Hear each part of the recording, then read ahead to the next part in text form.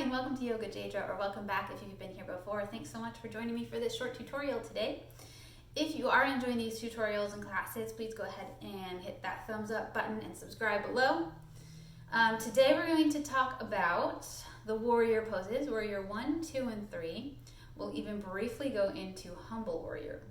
This is a bit of an introduction to warrior poses. We're not going to do anything too crazy or advanced. You can just follow along and watch, and you'll hopefully pick up something helpful for your next yoga class. Or if you would like to join me in the practice, go ahead and grab your mat. Either way, we're about to begin. Warrior poses. So normally, at least in my classes, most frequently we're going into the warrior poses from a down dog.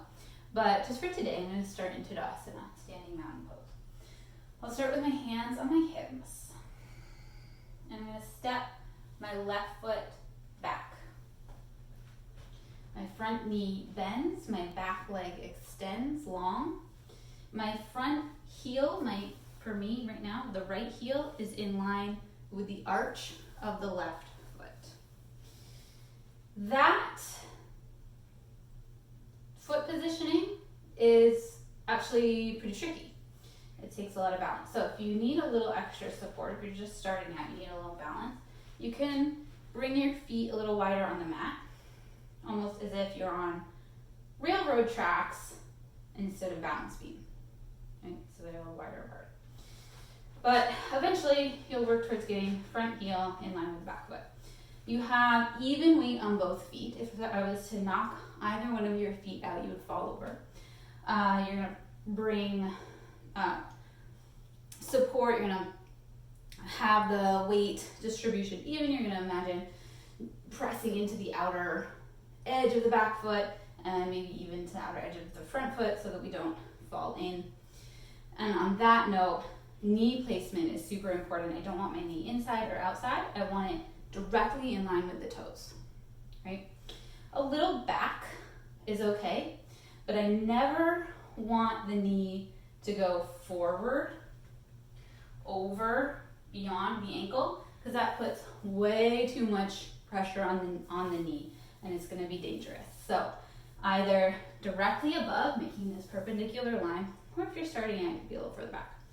If you're feeling really strong and you want to get deeper into the pose, instead of pressing the knee forward, we're going to make more space in between the feet. So I was here, I'm going to step my left foot even further back. Now I'm even deeper into the pose, a really nice, deep warrior one.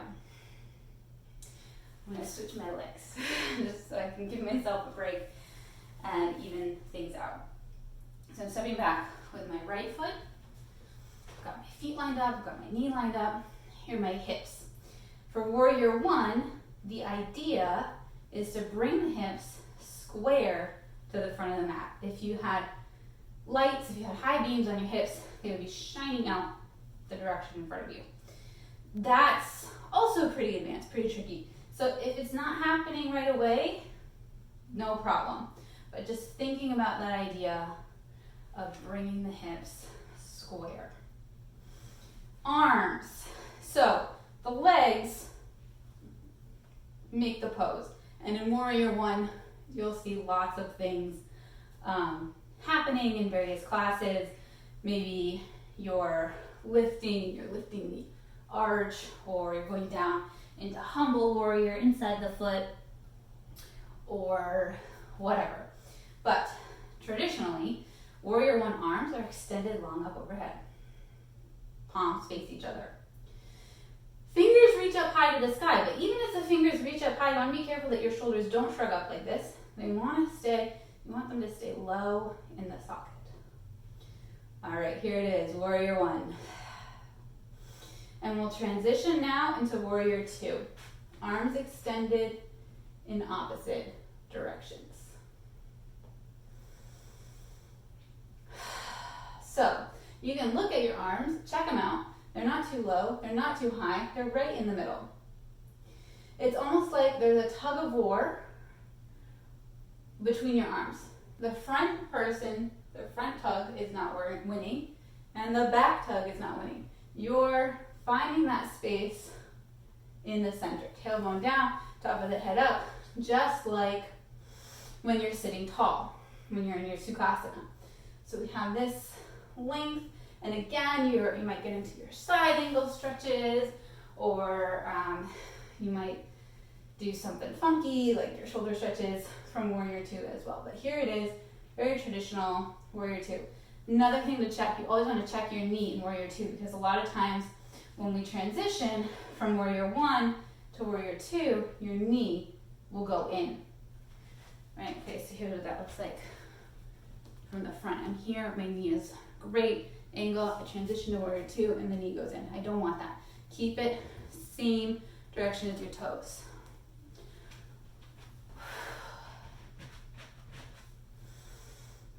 Warrior Two.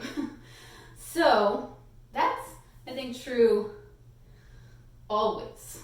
I cannot think of an exception right now. There might be an exception, but I cannot think of it right now.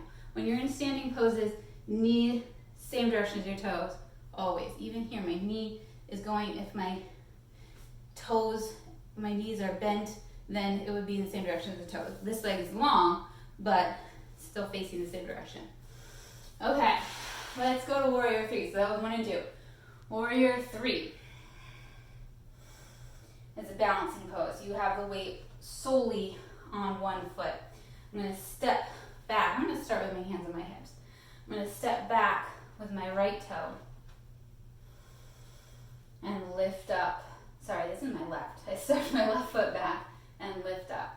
And this is a balance. This is it. This is Warrior Three. The more advanced version is we're going to seesaw the toe and the head. So as the toe comes up, the head comes down, so we land in this sort of parallel to the earth space. And that's Warrior Three. Again, there's lots of places to put the hands. So I could have the hands clasped behind the back, but it sort of helps with lifting my heart. I'm using the length of my knuckles to pull me up. You could have the arms extended out in front or at heart center. If you're really getting into an advanced version of Warrior Three, you might tip your toe up, get the seesaw, get your toe up as your head goes down. And then you're kind of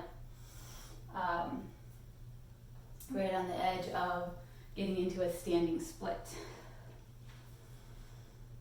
So there you have it. There's 1, 2, and 3 for the warriors. I think I even very briefly mentioned Humble Warrior. I'll just go through them one more time real quick. So, Warrior 1, Warrior 2, and to get to Warrior 3, I'm going to transition. I'm actually going to go from a high lunge here and step onto that front foot, really using the muscles around my ankle and my knee on the standing leg, and do my seesaw. Warrior 3. And since I mentioned it, Humble Warrior goes from Warrior 1, and I did make more space so my feet are like on that railroad track. I lift up, and then I come down inside the knee. And I'm just staying here. Maybe eventually someday your head gets to the earth. And that's Humble Warrior.